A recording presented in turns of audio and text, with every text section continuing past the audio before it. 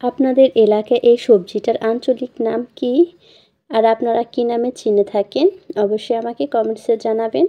আমাদের এখানে আমরা এই সবজিগুলোকে ধুন্দুল নামে চিনে থাকি। তো দেখা যায় যে অঞ্চলভেদে সবজির এক এক রকম নাম হয়ে থাকে আর নামগুলো কিন্তু খুবই চমৎকার হয়। তো আসসালামু আলাইকুম, চলে আসলাম প্রতিদিনকার মতো নতুন আরও একটা রেসিপি নিয়ে।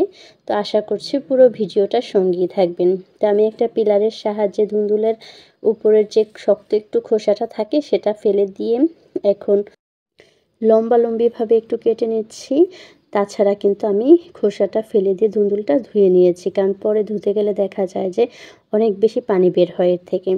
তো এখন কড়াইতে 2 টেবিল চামচের মতো রান্নার রেগুলার তেল দিয়ে তাতে মাঝারি সাইজের 2টা পেঁয়াজ কুচি দিয়ে 3-4টা কাঁচামরিচ ফালি দিয়ে একটু নরম করে ভেজে নেব।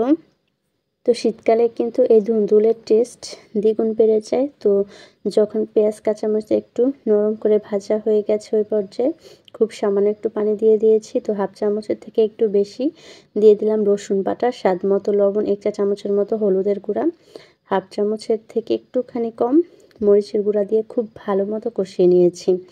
আর এখানে আমি বেশ কিছুটা প্রায় 9 পিসের মতো পোয়া মাছ নিয়েছি। শীতকালীন এই পোয়া মাছগুলো খেতে বেশ মজাই হয় আর মাছগুলো যথেষ্ট বড়। আর এগুলো মূলত আমার মা পাঠিয়েছেন আমার বাবার বাড়ি থেকে। তো মশলার সঙ্গে দিয়ে খুব ভালো মতো একটু মশলার সঙ্গে মাছগুলোকে মাখিয়ে নিচ্ছি। তো মাখানো যখন হয়ে যাবে ওই পর্যায়ে আমি এখানে 1 কাপের মতো পানি দিয়ে দেব। আর আমরা সবাই জানি পোয়া মাছ কুক হতে খুবই কম সময় লাগে। অনেকটা নরম প্রকৃতির মাছ, একদমই নাড়াচাড়া করা যায় না। তো একটু আলতো করে নেড়ে দিয়ে ঢাকনা দিয়ে ঢেকে একটু কষিয়ে নেব। তো যখন কষানো হয়ে গেছে ওই পর্যায়ে আমি মাছগুলোকে একটু এভাবে ঝাঁকি দিয়ে নিচে লেগে গেছে কিনা সেটা বুঝে নিলাম। তো এখন তুলে একটা সাইডে সরিয়ে রাখবো। আর পানি কিন্তু আমি খুব একটা বেশি আর টানিয়ে নিইনি, কারণ দেখা যাবে যে মাছগুলো পুড়ে আবার তলায় লেগে গেছে। তো সবগুলো মাছ তুলে নিয়েছি। তো এখন এর ভেতরে আমি ধুন্দুলগুলো দিয়ে দিলাম, দিয়ে খুব ভালো মতো মশলার সঙ্গে মেখে নিচ্ছি। তো এই পর্যায়ে ঢাকনা দিয়ে ঢেকে দেবো। আমি কিন্তু এই রান্নায় আর কোনো রকম পানি ব্যবহার করব না। তো দেখুন ধুন্দুলের থেকে কিন্তু যথেষ্ট পরিমাণে পানি বের হয়ে গেছে। একটু নেড়ে চেড়ে দিয়ে আবারও ঢাকনা দিয়ে ঢেকে দেব। তো ফিরে আসছে যখন আরও বেশ খানিকটা পানি ধুন্দুলের ভেতর থেকে বের হয়ে গেছে।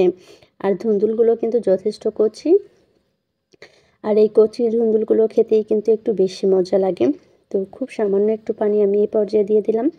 তো এখন একটু হালকা নেড়ে চেড়ে দিয়ে ঢাকনা দিয়ে ঢেকে তো রান্না করে নিয়েছি। তো আমার সব কিছুই কিন্তু প্রপারলি কুকড। তো এই পর্যায়ে একটু ধনিয়া পাতা দিয়ে দিলাম। তো এভাবে রান্না করলে খুবই মজা হয়। ভালো লাগলে একটু শেয়ার করে দেবেন। আল্লাহ হাফেজ।